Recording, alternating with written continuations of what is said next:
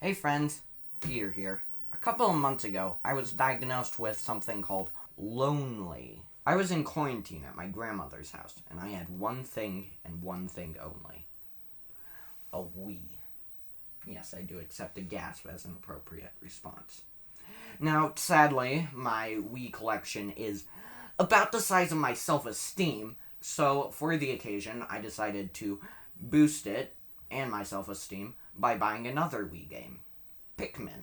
I don't have a backwards compatible Wii, so I got the new Play Control version instead of the original. Any normie Nintendo fan, such as myself, would have at least heard of this series. Before I actually played the game, the only thing I knew about the series was 1. Aww, it's a cute little Pikmin thing. Oh, it's so cute. And 2. Stop! No! No, I want to live! Stop! No! With all of that said, let's go see what I think of the game.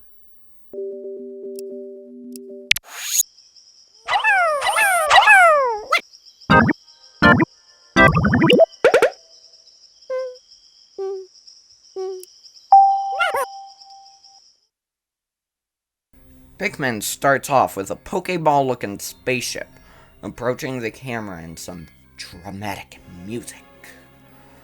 We later see our Pokeship get bonked with an asteroid, causing our not-so-brave or intrepid adventurer to plummet down to a suspiciously Earth-like planet named PNF-404, which, kinda sounds like an error message. As we fall, we see our spaceship parts go all over the place. Normally we need parts for a thing to work, so this is worrying to say the least. We wake up on the surface of the strange planet and begin to walk around. It is here we learn of the time limit. We have 30 days before we die to the poisonous oxygen of the planet. Olmar clunkily describes the controls to us and eventually lets us run free, bashing our head into the floor.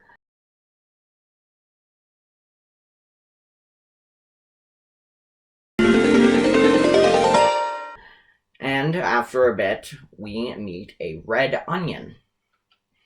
It senses us nearby and awakes, sprouting out a single red Pikmin to build your army with. You then learn you can throw them at the stalks to collect the red pellets on them. You collect 20 Pikmin, get your first ship part, and end the day.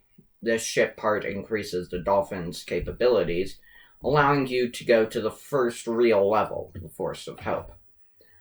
Though there is one other ship part at the crash site, it is otherwise useless except for getting more Pikmin. The Forest of Hope. This is the second level, and in my opinion, the best of the game. Thank you, editing Peter. Thanks for pointing that out. You are sent into a grassy plain not unlike that of the crash site. The Forest of Hope greets you with 2 walls. One that your Pikmin can destroy, and the other that they can do nothing to. You go along, meeting your first enemies, the baby bullboards. These can be easily defeated, but are surprising as they are the first enemy of the game. The battle music in this game sounds wonky and off, which perfectly encapsulates the offbeat nature of the series, that actually ended up making its own little offshoot of the real-time strategy genre all by its lonesome. Yet the music still manages to sound menacing against the calm, serene Forest of Hope theme. Eventually, you come across some glowing rocks coming out of a tin can. I was confused when I first saw them, as they looked important, yet my Pikmin could not interact with them in any meaningful way. Near these rocks is a sleeping adult bullboard, which is kind of scary as you do not know how deadly this thing is and how easy or hard it is to wake it up. Now, around this time, you would have noticed the timer at the very top of your screen. The time mechanics of this game are really what makes it so special and could honestly warrant a video all on its own. I don't know if I will ever make that video, but I'm sure that video exists.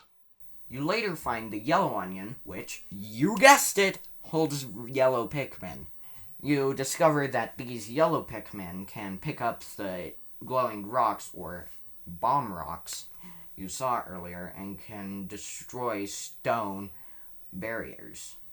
Like the one back at the home, perhaps?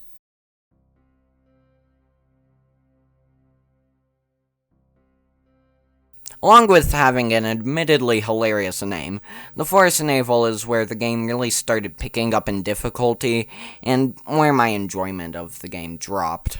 Why yes, I do suck at video games. How could you tell?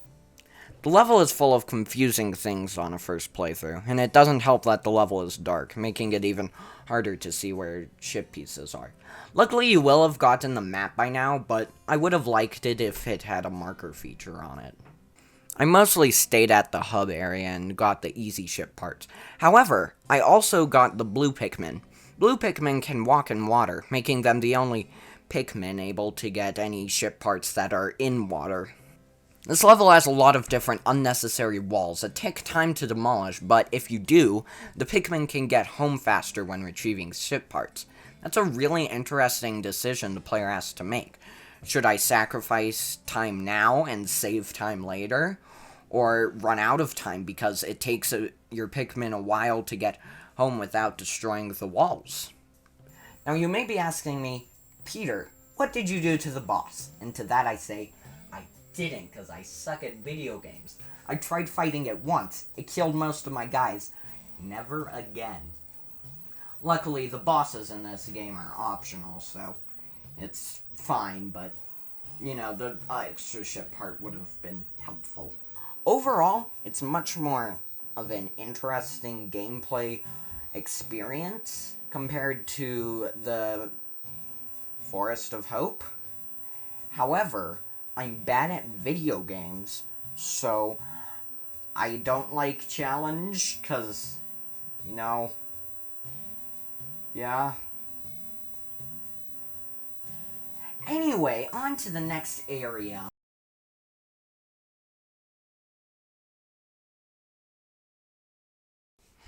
It makes sense why they called it a spring. In the Forest Navel, you find the blue Pikmin, and there are one or two ship parts that require them, but it more feels like a tutorial for the new Pikmin. This level utilizes it to its full extent. Half of the level is underwater. It's wet. From the moment you land, you know it's going to be a toughie, as you can immediately see that there are no pellet sprouts anywhere remotely close to the onions. I was unable to get into the meat of this level, as when I got there I had very few days left, and by the last day I had barely any reds or yellows. I had to focus all of my efforts on blue Pikmin. Being my first Pikmin game, ever, I got the bad ending, only getting 19 out of the 30 ship parts.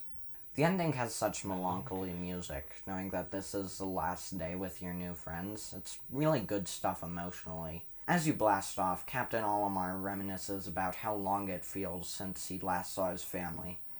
If you get the bad ending, this hurts, because he never gets to see his family again, because he dies. After a graph of how bad I am at video games, we see the dolphin crash, and we see our friend Olimar get turned into an Oloman. Alman? How would you even say that? Like, literally, how would you say... Finally, let's talk about challenge mode. Though, may I first say, this menu music is a bop.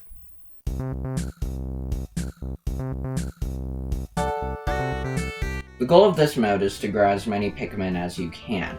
We start out with 3 of each Pikmin, and immediately we notice an increase in pellets spinning around and a slightly sped up main theme. This stupid bread bug that walks around is so obnoxious. Basically, it pulls your pellets while your Pikmin are trying to bring it to the onion. And in order to kill it, you can't just attack it like everything else.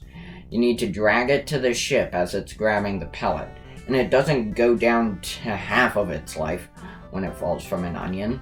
It goes to literally a sliver of health, and your Pikmin can't do jack about it. If you do it again, though, it dies. The more freeform way of getting things done is very therapeutic after the exhausting end to the campaign. And I think I will be playing this mode again much more than the main game. It's so much fun to just get pellets and not worry about ship parts or collecting, I don't know, fruit or anything. For the trademark, Peter talks about random things he likes about the game. Something I really like about this game is how expressive the Pikmin animations are. It really makes you feel more sad when one of your Pikmins gets obliterated by some demonic entity.